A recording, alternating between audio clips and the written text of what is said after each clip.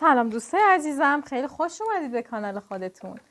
موضوع رینگ امروزمونم در مورد همسر آینده است. اینکه همسر آینده کیه، کی میاد و چه کاری باید بکنید شما. یعنی پیام میگیریم از کائنات که آیا نیازی هست که شما برای اومدنش کاری انجام بدید.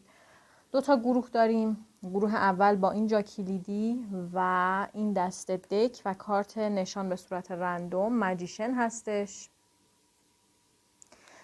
و گروه دوم با اینجا کلیدی و این دست دک صورتی و کارت نشان به صورت رندوم 6 of cups هستش. بریم بر انرژی خوانی گروه اول ببینیم که همسر آینده کیه، کی میاد. یه انرژی خوانی هستش که خیلی تقاضا میشه و خب موضوع همیشگی کانال هست، یعنی همیشه گرفته میشه.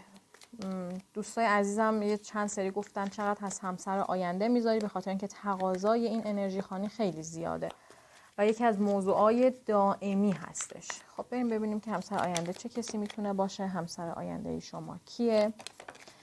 چه جالب، 9 سکه و 10 سکه با همدیگه در کنار هم اومدن. کارت بعدی فول یا همون ابله هستش.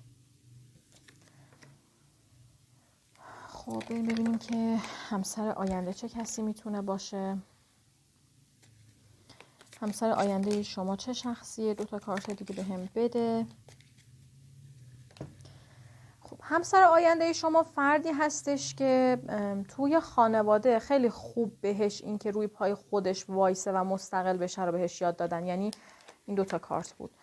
یعنی از این دسته افرادیه که بهش یاد دادن که تو نیاز هستش که روی پای خودت وایسی و خودت تلاش کنی. از یه خانواده میاد که 0 تا 100 حمایت شده. یعنی از سمت خانوادهش چیزی که من دارم میبینم و متوجه هستم، فردیه که از زمانی که چشمش رو باز کرده تو پول، ثروت، حمایت مالی، عاطفی، خانوادگی و هر چیزی که فکر کنی بوده، اما در سن خیلی کم، در قشنگ اوج جوانی مثل 18 سالگی تا 20 سالگی پدر یا مادرش، چون اینجا نماد مادر یا پدر نیفتاده، از سمت خانواده هستش، بهش فشار آورده شده که باید بری سر کار، باید استقلال داشته باشه. حالا این کار یا یه فرصت از سمت خانواده خودش بوده یا نه سرمایه از سمت خانواده بوده یا راهنمایی از سمت خانواده بوده، ولی یک فشار بابت اینکه خیلی سریع بخواد مستقل بشه از سمت خانواده براش میبینم. فردیه که خیلی تربیت و آموزش خیلی خوبی دیده. از این بچه ننه ها یا از این دختر پسرایی نیستش که هیچ کاری نتونه تو زندگیش بکنه. اتفاقا از سن پایین با وجود این که از یک خانواده خیلی خاصه، از یک خانواده‌ای که 0 تا 100 همیشه حمایت شده، یه جوری انداختنش تو مسئولیت و مسئولیت پذیری که الان تو سنی که الان داره قدرت حمایت یا مدیریت چند خانواده رو با هم دیگه داره. حالا منظورم این نیستش که بخواد چند بار ازدواج کنه یا بخواد با چند نفر باشه، نه، منظورم اینه که چند تا خانواده رو میتونه حمایت کنه و مسئولیتشون رو بپذیره. یعنی اینقدر مسئولیت پذیر شده و اینقدر خوب تو جو و حالت و جامعه قرارش دادن که بتونه از پس هر چیزی در این سنی که الان هست بر بیاد، چون از سن خیلی کم برنامه ریزی کردن و انگار کلا سبک خانوادهشون اینجوریه که آره ما خیلی ثروتمندیم، ما خیلی از بچه‌هامون حمایت میکنیم در هر زمینه، اما مهمترین اصل توی خانواده ما اینه که بچه‌ها مستقل بشن از نظر احساسی، مالی، خانوادگی، از هر نظر. اینا باید از 17-18 سالگی دیگه بالغ بشن و مستقل بشن. یعنی این مدلی رفتار کردن. برای همین این فرد توی زندگیش هم از سمت خانواده‌اش خیلی ثروتمنده، همین که خیلی ثروت زیادی خودش توی زندگیش داره و همش هم به خاطر اینه که خانواده‌اش هولش دادن به سمت مسئولیت پذیری و سبک خیلی خاصی دارن خانواده‌اش. فردیه که تو خانواده بزرگ شده و رشد کرده که آدم‌ها خیلی آرومن، آدم‌ها خیلی ریلکسن، خیلی بیخیالن، در لحظه زندگی میکنن، از لحظهشون لذت میبرن و از این دسته خانواده هایی هستن که خیلی کم توشون بحث و دعوا و درگیری وجود داره. کلا خانواده پر جمعیتی داره ولی خیلی آرومن، یعنی خیلی خوشگذرون و آرومن. اصلا تو خانواده اینا بحث و درگیری و دعوا وجود نداره، همه سعی میکنن با صحبت کردن همه چیز رو حل بکنن و خیلی افراد صبوری هستن. اصلا بی حرمتی و بی ادبی بلد نیستن، آدمای آرومین، خیلی از نظر شخصیتی بچه‌های این خانواده مستقلن، باهوشن، قدرتمندن، جسورن، مسئولیت پذیرن و از نظر عاطفی و روانی خانواده طوری اونا رو برنامه ریزی کرده و بار آورده که از نظر عاطفی و رفتاری و تصمیم گیری هم بالغن و به بلوغ رسیدن. اینجوری نیستن که همه چیشون رو بیان به خانواده بگن، اینجوری نیستن که همه چیشون دست خانواده باشه. نه، از همون 18 سالگی 17 سالگی که این افراد رو وارد جامعه کردن، اینا متوجه شدن که زندگی خودشونه، انتخاب خودشونه، موارد عاطفی رو خودشون باید ببینن و تصمیم بگیرن و خیلی در مورد موارد عاطفیشون با اعضای خانواده صحبت نمی‌کنن. اما این فرد با یه نفر که کوچیک‌تر خودشه و یه نفر که بزرگتر خودشه، البته نه، مثلا با خواهر یا برادر کوچیک‌ترش، کوچیک‌ترین عضو خانواده و مادرش خیلی صمیمیه و بعضی موقع‌ها توی موارد احساسی از نظر اقدام کردن کمک میگیره ازشون یا ازشون نظر میخواد، ولی خانوادهش این مدلی نیستن که بهش بگن تو باید این راهو بری یا کنترلش بکنن. نه، مادر خیلی مهربونی داره و اون فرزند آخر خانواده هم خیلی شبیه مادر است و به این دوتا خیلی علاقه‌منده. کلا اعضای خانواده خوبی داره ولی این دو نفر عضو مورد علاقه این فرد هستن. این فرد خوب عشق و عاشقی کردن رو بلده و خوب پای عشقش وایسادن رو بلده. توی خانواده‌ای که بزرگ شده عشق ارزش بالایی داره و خانواده منطقی هستن، اما مادرش و این عضو خانواده خیلی عاطفی ان و خب این دوتا رو خیلی دوست داره چون انگار بیشتر عشق رو و وایسادن و جنگیدن پای عشق رو از این دو عضو یاد گرفته. صبرش هم مثل مادرش و این عضو خانواده است، اما از نظر ظاهری به نظر میاد بیشتر شبیه پدرش باشه یا بیشتر شبیه اقوام پدری باشه، چون کلا مادرش و این عضو کوچیک خانواده رو عنصر آب میبینم ولی خودش نایدا ونز افتاده، یعنی فردی که عنصرش خلاف اون عنصر این دو نفره و به نظر میاد مثلا شبیه خانواده پدریش باشه، شبیه پدرش باشه. این حالتی رو دارم میبینم. ممکنه خودش بچه دوم مثلا یا سوم باشه، چون خانواده پر جمعیتی رو دارم میبینم 5 تا 6 نفرن و میتونه بچه دوم یا سوم خانواده باشه، اما بچه اول یا آخر نیست، بچه وسطیه. از نظر شخصیتی و اخلاقی خیلی پرشر و شوره، خیلی بگو بخند میکنه، خیلی خوش اخلاقه، انرژی مثبت، جسارت داره، خیلی بامزه است، شوخی های بامزه‌ای میکنه، خیلی دلنشین رفتارش، خیلی در کنار اینکه خیلی اذیت میکنه بقیه رو، البته به شوخی اذیت میکنه بقیه رو و طنز و کمدی خیلی خاصی داره، خیلی ریلکس و بیخیاله، یعنی مثلا از این دست افرادی که علی بی غمن و خیلی بیخیالن، خیلی ریلکسن، این مدلیه و کلا افراد در کنارش خیلی احساس خوبی دارن، خیلی حالشون خوب میشه چون نه به کسی کاری داره نه سرش تو زندگی بقیه است و آدمیه که واقعا حساب کردن روش خیلی برای افراد لذت بخش میتونه باشه. از نظر ظاهری مواردی که اینجا افتاده هم بهتون میگم. ممکنه که قد نسبتاً بلندی داشته باشه، چه خانوم باشه چه آقا. اگر که خانوم باشه بدن ظریف و کوچولویی داره، حتی اگه توپلی باشه استخوان‌بندی خیلی ظریفی داره. اگر که آقا بدن ورزیده ورزشکاری درشت من دارم براش میبینم، اصلا بدن لاغر یا بدن توپلی من برای آقا توی این انرژی خانی نمیبینم و بدن ورزیده ورزشکاری رو دارم میبینم، قد نسبتاً بلند. ولی اگه خانوم باشه برای یه سری احتمالی که قدش کوتاه هم باشه زیاده. اگر که آقای پوستش گندمیه، خیلی روشن تا گندمی تیره هستش، چشمای متوسط تا تیره داره، موهای پری داره، یکم حالت داره، چشمای درشت و خیلی خوشگل و جذاب، لبهای نسبتاً درشت، دماغ کوچولو یا عملی. اگر که خانومه، دماغ کوچولو و کوتاه، چشمای درشت با حالت یک کوچولو غمگین، چشم ها ممکنه که روشن باشن، پوست سفید یا خیلی سفید، کمر باریک، سینه های گرد و نسبتاً بزرگ.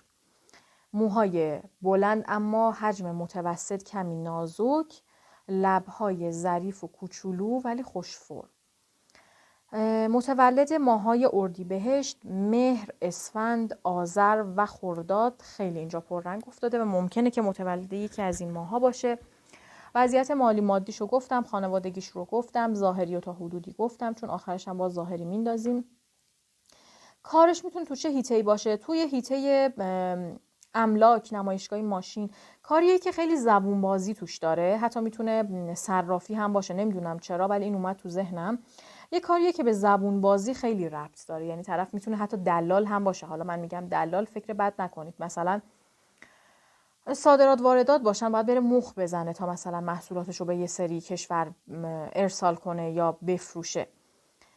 میتونه بازرگان باشه. یه سری شغل هایی که خیلی توشون پوله اما زبون بازی میخواد، اما کسی رو میخواد که خوب بلد باشه مخ طرف مقابلش رو به کار بگیره.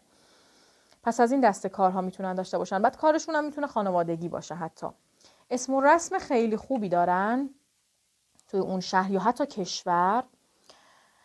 از نظر فرهنگی با شما خیلی در تضاد نیستن. مثلا شاید از نظر مالی و مادی خیلی با هم متفاوت باشین، ولی از نظر فرهنگی با هم در تضاد نیستیم. تو خانواده مخالفتی پیش نمیاد، کسی تو خانواده مخالفتی به وجود نمیاره که این فرد بخواد بیاد جلو. اما سکه اینجا زیاد افتاده، ممکنه یک مقدار زمان بر باشه که این فرد وارد زندگیتون بشه. البته که زمانش هم میندازیم، ولی اینجا یک مقدار زمان افتاده.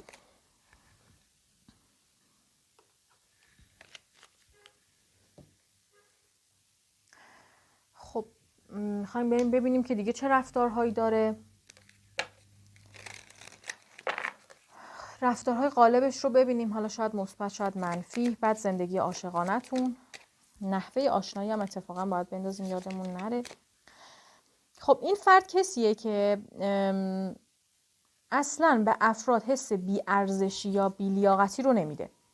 چرا؟ چون توی سن پایین خودش همچین چیزایی رو تجربه نکرده و اصلاً بلد نیست. اما به خاطر اینکه از خیلی از نظرهایی که بهتون گفتم بالاه، خیلی دیده شده، همیشه تو چشم بوده و از این دسته افرادیه که هر کسی کنارش قرار میگیره ناخواسته بهش توجه میکنه یا حسادت میکنه. افراد وقتی که کنارش قرار میگیرن اوایل حس بی‌ارزشی و بی‌لیاقتی بهشون دست میده، حس این که به اندازه کافی خوب نیستن، به خاطر اینکه از هر نظر این فرد خیلی بالاه. به خاطر این مسئله این فرد زمانی که کنار افراد قرار میگیره یک مقدار دچار اضطراب میشه و اضطرابش از اینه که نکنه من موجب ناراحتی برای این افرادی که کنارشون قرار گرفتم شدم و ناخواسته خیلی ناراحتش میکنه. و اینکه آدمیه که خیلی استمرار داره و دنبال اهدافش میره، دنبال چیزایی که میخواد میره و عقب نشینی نمیکنه. یعنی از دست افرادیه که برای دنبال کردن خواسته هاش انگار کلن متولد شده. بریم ببینیم که این فرد خودشون اینا افتادن. این فرد چطوری با شما آشنا میشه؟ یه کارت دیگه بهمون بده. خب دوتا، 3 تا کارت. خب من اینجا صحبت و گفتگو میبینم. گفتم این فرد شخصیتی داره یا در واقع شغلی داره که نیاز به زبون ریختن هست. بعد اینجا دوباره سکه اومده، خیلی اینجا سکه و عنصر آتش فعاله. برای یه سریاتون من احساس میکنم که این فرد از طریق صحبت و فضای مجازی میاد. اولش هم یه مدلی میاد که شما نسبت بهش گارد داری و حتی نسبت بهش این مدلی هستی که من نمیخوام باهاش ارتباطی بگیرم. ممکنه حتی به واسطه صحبت با یکی از اعضای خانواده‌تون باشه، ولی من بیشتر توی فضای مجازی به خودتون دارم میبینم که به سمتتون میاد. و برای یه سریای دیگه‌تونم جابجایی ممکنه اتفاق بیفته که این فرد باهاش آشنا بشید. و زمانی که به شما یک بار پیشنهاد میده ممکنه شما این پیشنهاد رو رد کنید و ندید بگیرید. حتی چندین مرتبه به شما پیشنهاد میده، اما شما این پیشنهاد رو ندید میگیرید، محل نمیدید. ولی برای بار دوم که پیشنهاد میده خوب میشینید این فرد رو آنالیز میکنید و به این نتیجه میرسید که خیلی فرصت خوب و مناسبیه و این فرصت خوب و مناسب رو شما سعی میکنید که برای خودت بکنی و بهش فرصت میدید و با هم وارد رابطه میشید.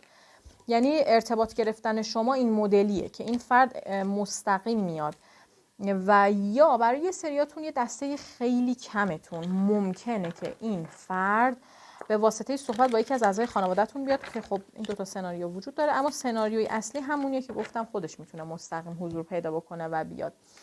خب زمانش هم میندازیم، بعد زندگی عاشقانه‌تون ببینیم که ارتباط و زندگی عاشقانه‌تون با این فرد چطوریه. ارتباط و زندگی عاشقانه افراد گروه اول با همسر آیندهشون چطوریه. خب این فرد خیلی برای شما زمان میذاره، یعنی یه عالمه زمان رو فقط صرف شناختن و کنار شما بودن میکنه. دلیلش هم اینه که دلش میخواد که شما رو بشناسه و کلا سبک عشق و عاشقی این خانواده این مدلیه. خیلی سعی میکنه که به نشانه ها و چیزهایی که شما علاقه‌مندین توجه کنه. خیلی سعی میکنه که شما رو بشناسه، ببینه از چی خوشت میاد، از چی بدت میاد، از چه رفتارهای بیزاری، از چه رفتارهایی خوشت میاد و غیر از این که معشوقه شما میشه، پارتنر ازدواجی شما میشه یا همسر آینده شما میشه، خیلی به عنوان یک رفیق و دوست هم کنار شما وای میسته و خیلی دوستانه و مثل یه رفیق خیلی وقتا کنار شما هستش، حمایتتون میکنه، کنارتون حضور داره و شما با وجود این فرد واقعا احساس کمبود از اینکه رفیق ندارم یا رفیقام نیستن یا کم شدن رو ندارید. خیلی هم سعی میکنه که شما رو اینور اونور ببره، یعنی با این فرد شما خیلی بهتون خوش میگذره و مسافرت میرید. کلا خوش مشرب و خوش اخلاقه. و زندگی عاشقانه‌تون پر از هیجان، تجربه‌های جدید، خوشگذرونی و توجه‌های خیلی خاص از سمت این فرده. و اکثر تایمش هم برای شما میذاره، یعنی بیشتر وقتش برای شماست. حالا به همون بگو چه زمانی وارد زندگی این افراد میشه، چه زمانی وارد زندگی این افراد میشه. یه کارت دیگه به هم بده و تمام. ببینید ممکنه که اینجا با اینکه این عنصر آب افتاده ولی من 3 ماه رو به شما میگم: فروردین، مرداد و تیر ماه. فروردین، مرداد و تیر ماه خیلی پررنگ بود برای ورود این فرد به زندگیتون. این فرد توی فروردین، مرداد یا تیر ماه وارد زندگیتون میشه. بریم ببینیم که پیام کائنات به شما چیه، بهتره که شما چه کاری انجام بدید برای ورود این فرد. یه کارت دیگه به همون بده.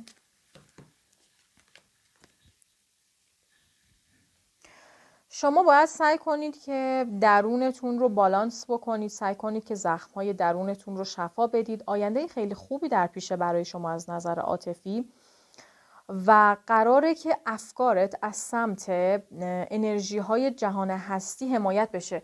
ولی فکر نکن که این خیلی پیامش عالی و مثبته. ممکنه افکارت اینجوری باشه که من میدونم ازدواج میکنم و طلاق میگیرم و دقیقاً اینجا پیامی داره که میگه اگر اینجوری فکر کنی خب حمایت میشه، اون اتفاق برات میفته. و باید سعی کنی که درونت رو به بالانس برسونی و سعی بکنی که مثبت نگر باشی. درونت اگر پر از ناراحتی هر فکری بکنی، جهان هستی ازش حمایت میکنه و اونجا جواب تو رو میده، حتی اگه اولش عالی شروع بشه. شما باید سعی کنی آگاهیت رو در جهت مثبت ادامه بدی و سعی بکنی راه مثبت رو انتخاب بکنی. سعی کنی حتی آگاهیت رو ارتقا بدی.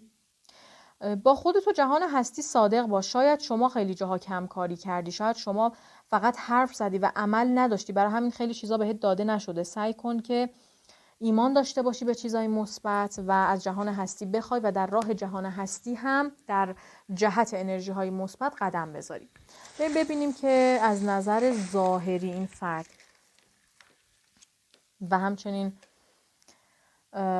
حروف اسمی چه چیزی براش میفته. صورت گرد، ابروهای کمانی،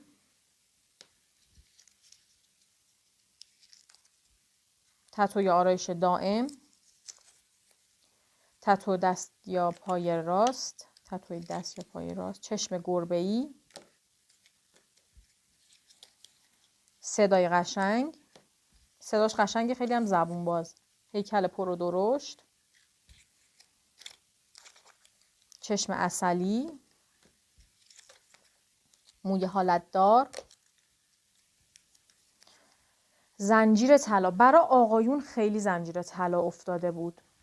خب پاییز، ممکنه تو همین پاییز باش آشنا بشی یا متولد فصل پاییز باشه، بهش فرصت بده. دقیقا تو انرژی خانیتون افتاده بود که اولش فرصت نمیدی. تابستون، من فکر میکنم که از پاییز امسال تا تابستون باشه، ولی به نظرم تو خیلی خوشگلی، چشمات منو از راه به در کرد. ممکنه که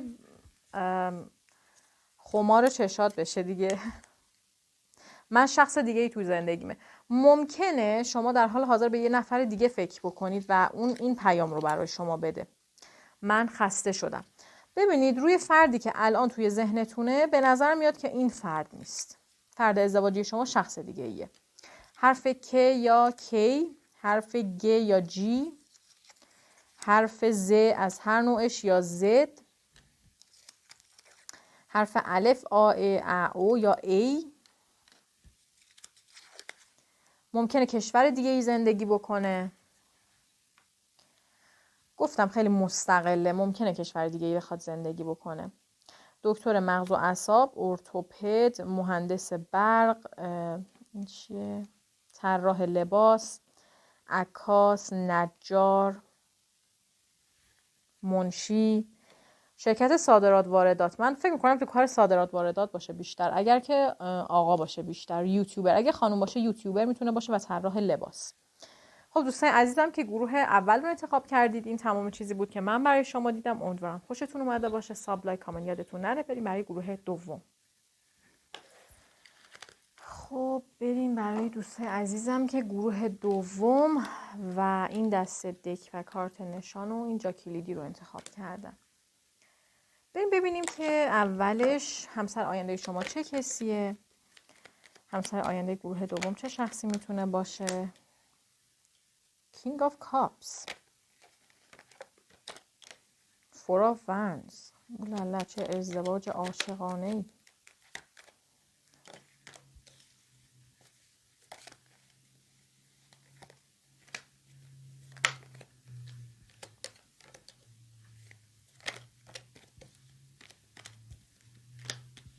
اولالا چه مچ توپی.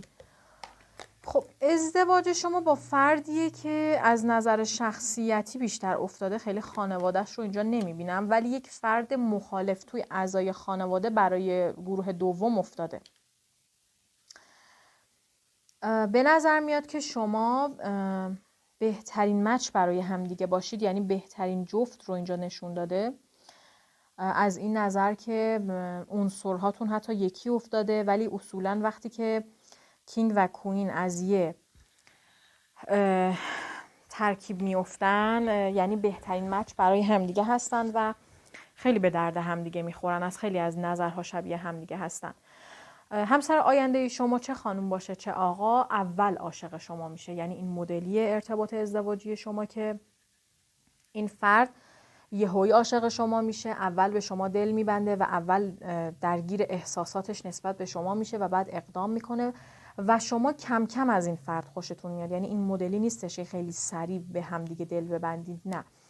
عشق و علاقه اول از سمت این فرد شروع میشه. کلا از نظر شخصیتی خیلی بالغه، خیلی خانم یا آقای بالغی هستش.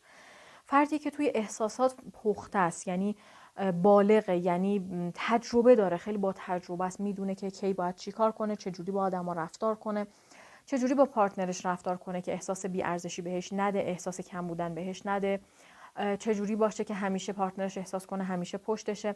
فردیه که تو موارد احساسی خیلی قدرتمند عمل میکنه و فردیه که تو موارد احساسی میتونه خیلی صاف، خالص و پاک باشه.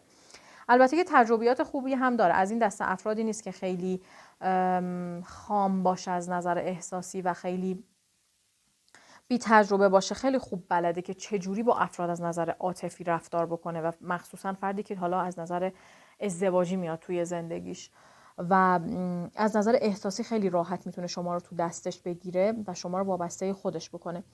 این فرد خیلی خانواده دوسته و از این دسته افرادی که احترام و ارزش زیادی برای خانواده قائله، چه برای خانواده خودش باشه چه برای خانواده که تشکیل میده باشه. یعنی از این دسته افرادیه که خیلی چارچوب خانواده براش مهمه، هم ارزش و احترام زیادی به خانواده خودش داره، هم وقتی که ازدواج میکنه اولویتش همسرش میشه، نه مادرش نه پدرش، که البته یک فرد سالم همینه. اولویت یک خانم یا یک آقا بعد ازدواج باید همسرش باشه، نه مادر پدرش. ببینید اولویت در زمانهای متفاوت، در نقشهای متفاوت تغییر میکنه و این فرد واقعا آدم بالغ و پخته‌ای هستش که دقیقاً اولویتش با ازدواج تغییر میکنه، اولویتش کل زندگی خودش میشه و اولویت دومش خانواده‌اش میشن. فردی که موفقیت زیادی داره توی زندگیش، یعنی توی خیلی از موارد موفق شده و از این دسته دختر پسرایی که میگن خیلی دلشون میخواد عروس یا دامادشون این فرد بوده باشه یا این فرد بشه. یعنی دیدیم بعضی از دختر پسرها خیلی برای خانواده ها امتیاز محسوب میشن. دقیقاً این فرد از این دسته افراده که هر کی که میبینتش میگه وای کاش این دوماد من باشه، کاش این عروس من بشه، چقدر این آدم بالغه، چقدر این آدم رفتار قشنگی داره، چقدر این آدم دیدگاه سالمی داره. و به چشم خیلی از افراد این شخص فرصت به حساب میاد، یک فرصت خیلی بزرگ، یک فرصت خیلی خاص و به چشم یک کادو خیلی حتی میبیننش. یعنی افراد زیادی تمایل دارن که این فرد همسر آیندهشون بشه و خب فرد پرطرفداریه.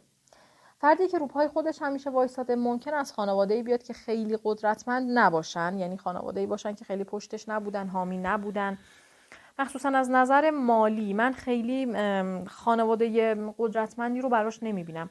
خودش زمانی که جلو میاد وضعیت مالی و کاری خوب و استیبلی داره، یعنی وضعیتی داره که شما میتونید بهش تکیه کنید، زندگیتون رو میسازه، تمام مسئولیت‌های مالیتون رو به عهده میگیره. اگر که آقاه، اگر که خانوم کمک میتونه بشه کنارتون. اما زمانی که شما با هم دیگه ملاقات میکنید و رو در رو میشید، زمانی که جفت شما وضعیت‌های مالیتون به جایی رسیده که میتونید یه خانواده رو مدیریت بکنید و برای چند سال آینده یا برای یک ازدواج آماده هستید.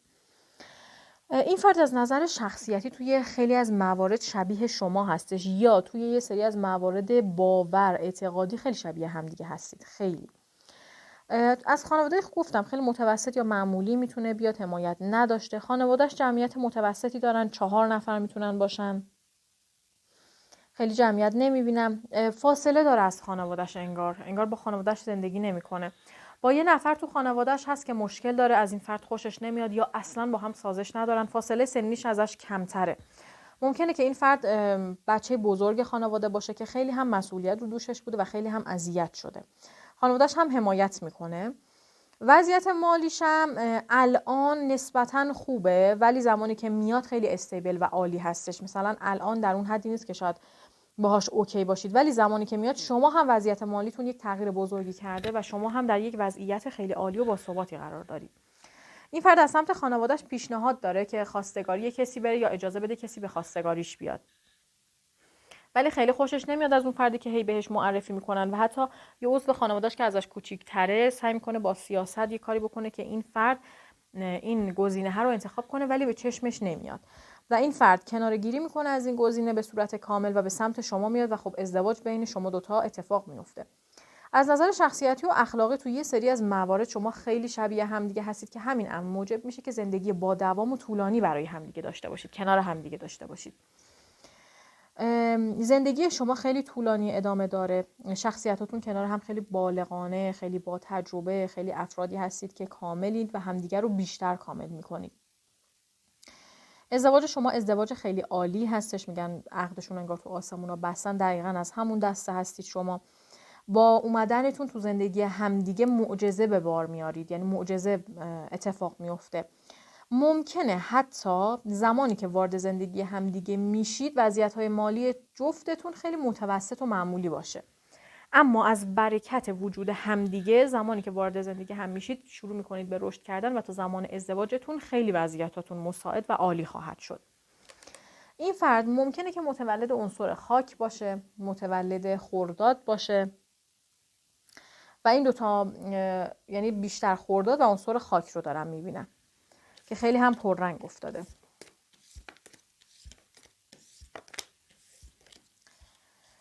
خب از نظر ظاهری نگفتم، بذارین از نظر ظاهری بگم.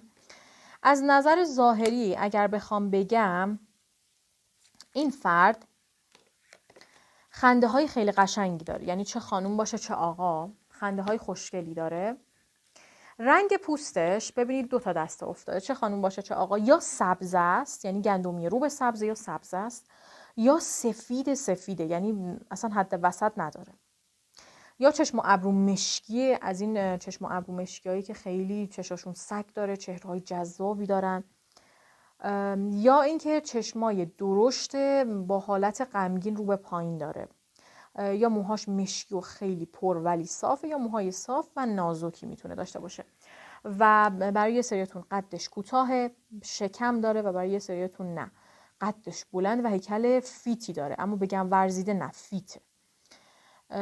لباس‌های رسمی ولی آزاد میپوشه، برای یه سریاتون لباس‌های رسمی برند و تو چشم میپوشه، اما از نظر رنگ بندی نه، از نظر جنس و از نظر قیمت. برای یه سریاتون عاشق انداختن طلای، چه خانم باشه چه آقا، برای یه سریاتون نه، فقط یه ساعت دستش میکنه.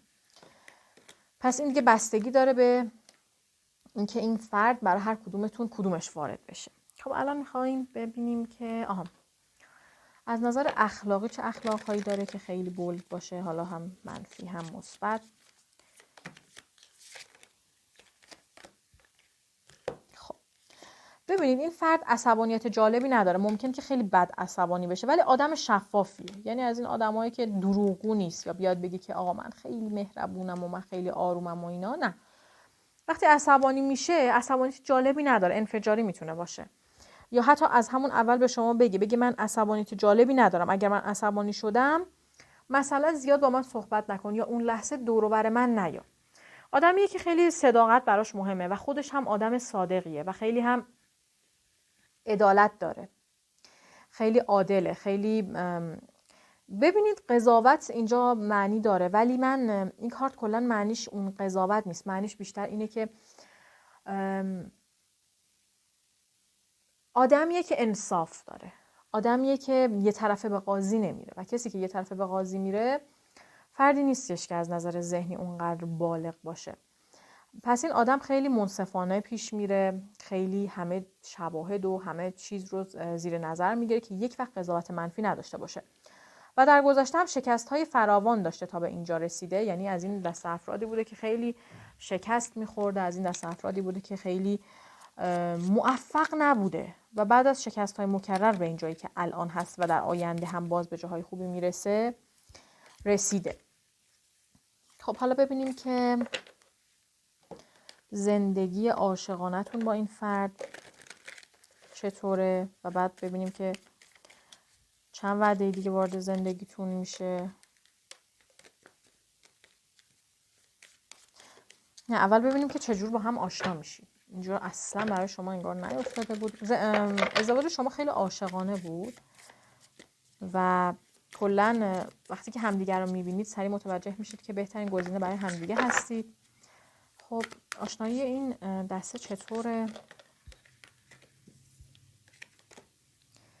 آشنایی شما ببینید کائنات خیلی به من آمار درستی نداد، ولی اینجا خانواده ها خیلی دخیل هستن، هرچند که این ازدواج خیلی عاشقانه است ولی خانواده ها اینجا خیلی دخیل هستن.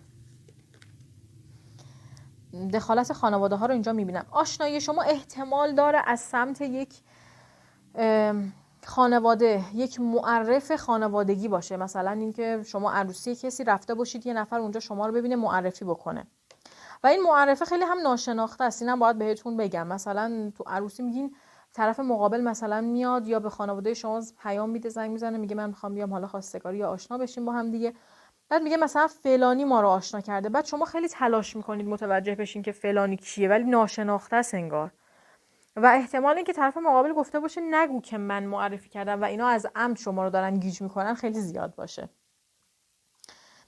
از سمت خانواده ها و یک معرف خانوادگی اینجا آشنایی صورت میگیره و معرف خودش رو تا ازدواج شما مخفی نگه میداره.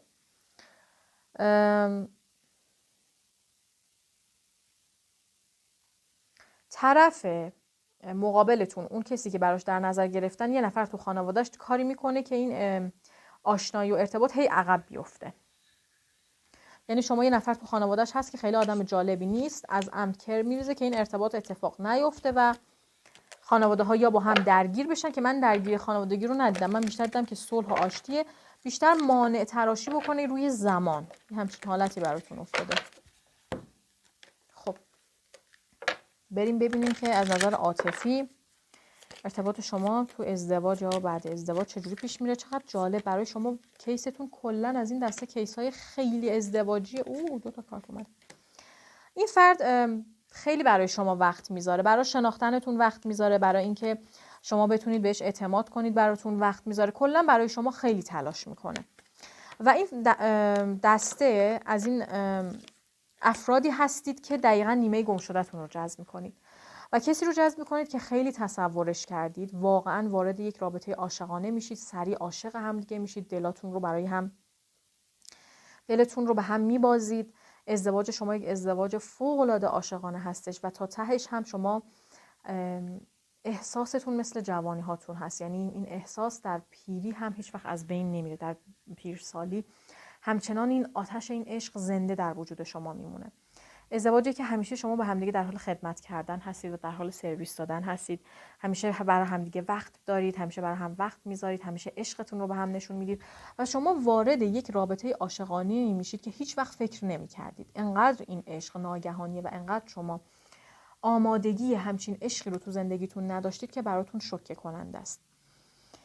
و آماده باشید که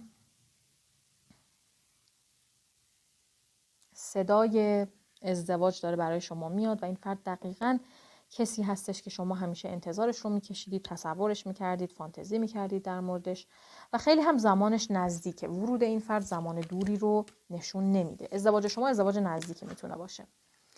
خب بریم ببینیم که تا چند وعده دیگه این فرد وارد زندگی شما میشه و کائنات چه چیزی رو به شما توصیه میکنه. تا چند وعده دیگه این فرد وارد زندگی گروه دوم میشه. تا چند وعده دیگه. زمان دقیق رو به من نداد، اما 9 وعده یا 10 وعده تو عنصر هوا یا خاک، ولی زمانش دور نیست چون آخرش ناید آف سورز افتاده. زمان نسبتا سریع رو داره نشون میده و میتونه 10 وعده باشه، مثلا 10 خرداد باشه، 10 بهمن باشه. البته بهمن رو زیاد نمیدونم، خرداد و مهر میتونه باشه. همچین حالتی بر شما افتاده. زمانش نزدیکه چون توی انرژی خانیتون تو دسته دک اوراکل افتاد که زمانش نزدیکه. خب دوستان عزیزم باید چیکار کنن که زودتر این فرد وارد زندگیشون بشه؟ خب 3 تا کارت داد برای شما. باید سعی کنی که با قلبت و احساساتت کانکت بشی و سعی کنی که ارتعاش قلبت رو بالا ببری تا اون مواردی که دلت میخواد وارد زندگیت بشن. در قلبت رو باز کن. قلبت باید به عشق گرم بشه و انرژی های برتر باید واردش بشن.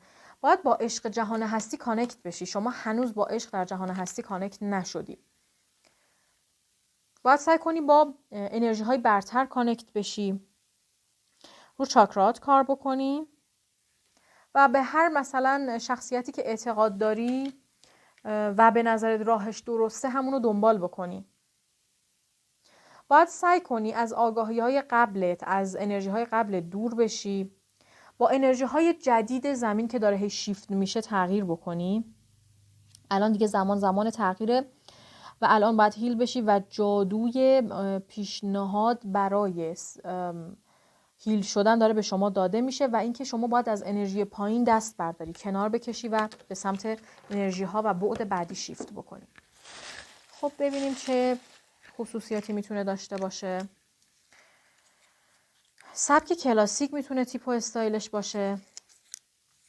تتو یا آرایش دائم میتونه داشته باشه. چشم عسلی.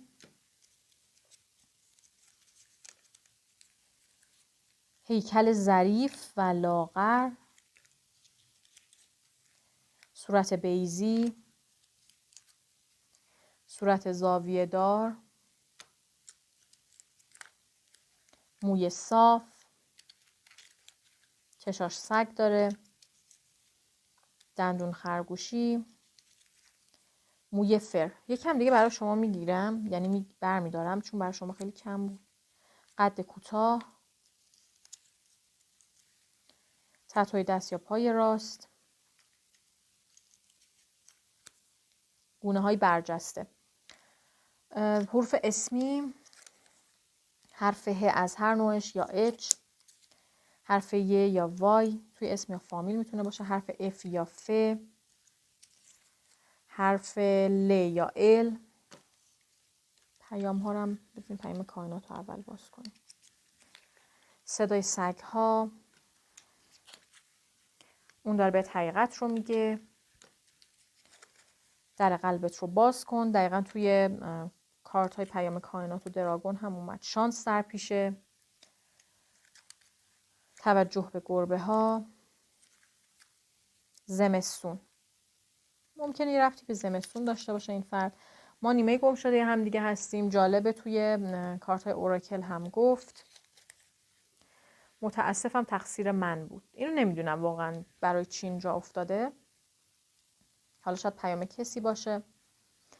مهندس عمران، مهندس برق، فروشنده، سرمایه دار، آتش نشان، راننده اتوبوس یا تاکسی، این چیه؟ خیاط یا نویسنده. هیته کاریش هیته آزاد بود، ولی هیته‌ای بود که به زمان، به پول و ثروت ربط داشت. مثلا میتونست این فرد توی مسیرهای بین المللی کار کنه، توی ارز دیجیتال باشه، توی صرافی باشه، تو برنامه نویسی باشه، مهندس کامپیوتر باشه، یا مشاغل آزادی که به رفت و آمد و جابجایی ربط داشتن. به این موارد هم میتونست ربط داشته باشه. کاری بود که زمان و تمرکز میخواست. خب دوستان عزیزم، این تمام چیزی بود که من برای گروه دوم دیدم. امیدوارم خوشتون اومده باشه. ساب لایک کامنت یادتون نره. دوستتون دارم. فعلا.